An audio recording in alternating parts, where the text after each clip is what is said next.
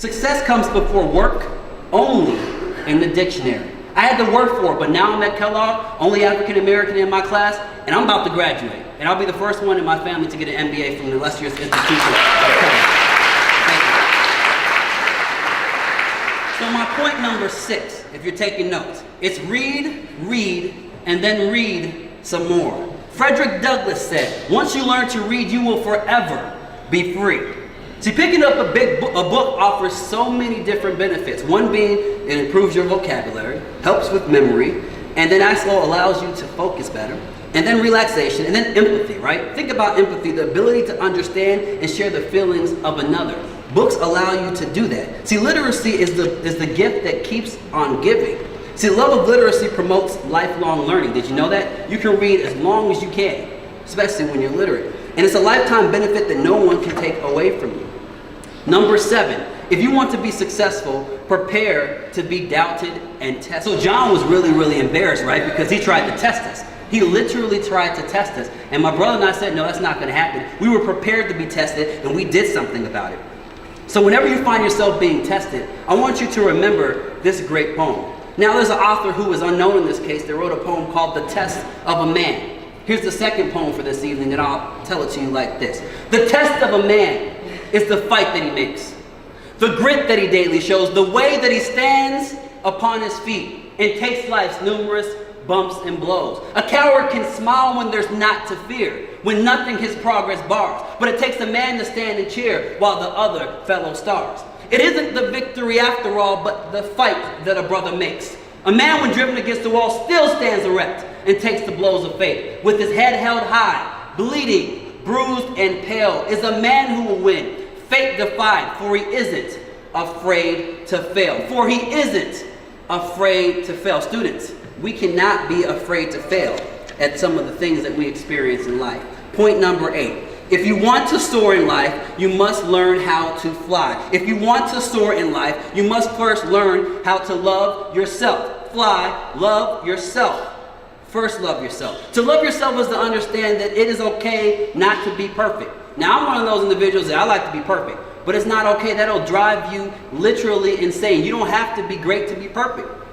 People who love themselves love others. Always remember that. An African proverb says, when there is no enemy within, the enemies outside cannot hurt you. How many of us have people that try to get in our heads? Okay, I know there's some in here that have folks that are trying to get in our heads, and if you remember that proverb, you'll always be reminded that if you're together on the inside and you love yourself, no one should be able to get into your head. All right? Second point I want to make. Respect yourself enough to walk away from anything that no longer serves you, grows you, or makes you happy. Gandhi said, this is probably one of my favorite quotes from him, I will not let anyone walk through my mind with dirty feet. I will not let anyone walk through my mind with dirty feet. And Maya Angelou said, never make someone a priority when all you are to them is an option. Never make someone a priority when all you are to them is an option. And understand the power of saying no. I say no all the time, but when Karen and team asked me to come tonight, I said yes, as you can see. And here's the other thing. This is something that made me laugh. May not make you laugh, but we'll see. You cannot make everyone happy. You're not pizza.